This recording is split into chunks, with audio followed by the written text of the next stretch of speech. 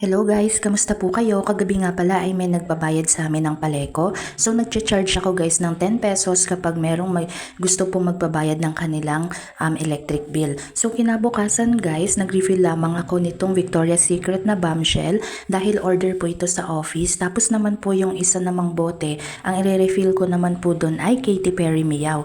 Yan po ay mga order sa office. So kahit nasa office po tayo, nakakapag-sideline tayo and chinachat lamang po nila ako or sinasabihan lamang nila ako ng mga order nila kapag po nakikita nila yung mga post natin sa Facebook, lalong-lalo na po sa ating My Day. Ayan, nakakatulong din po yan para ma-promote po natin yung ating mga items.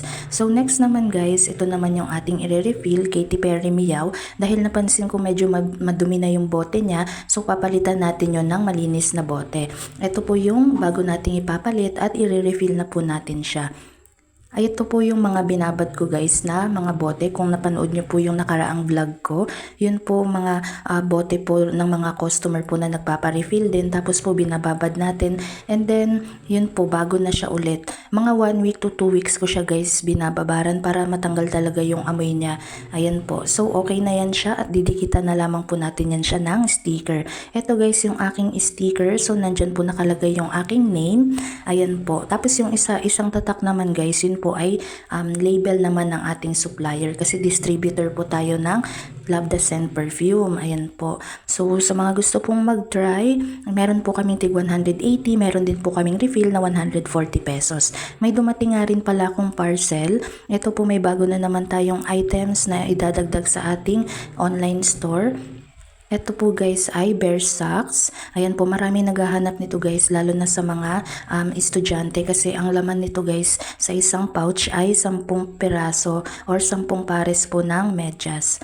So ito, nag-order po ako ng 20 pouches. Binilang ko yan siya guys isa-isa. And napansin ko na 21 yung dumating na pouches. Kaya inulit ko siya guys ng maraming beses talaga kasi hindi ko alam kapag kulang, medyo malulugi tayo doon. Okay lang sana kung sobra. So sa pagbibilang ko guys, mga nakatatlong ulit siguro ako bago ko siya tinantanan na yan.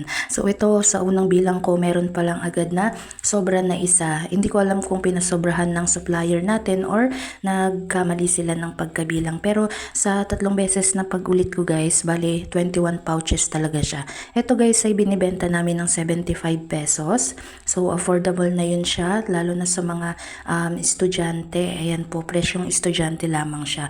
After nun, balik naman tayo sa ating trabaho. So ang work natin guys is from 8 AM to 5 PM, tapos pag 5 PM naman guys, uwi na tayo dahil mag-aantay na tayo sa ating mga customers. So dito guys sa office, ang madalas na sales ko dito is yung mga ka-workmate ko na nagpapa-cash in and cash out sa GCash, tapos meron din mga nagpapa-load.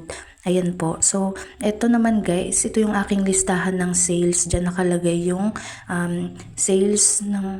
sales and expenses. So itong Monday guys, dyan po tinototal ko siya, tapos binabawasan ko siya. Yun sa total, binabawasan ko ng 10%, tapos yun na yung sinisave ko. So kapag pinagsama-sama yan siya guys, malaki na rin yan siya para hindi nagagalaw yung puhunan. Tapos yan lamang, ito yung na-ready ko. Yan lamang po ang aking video. Bye bye!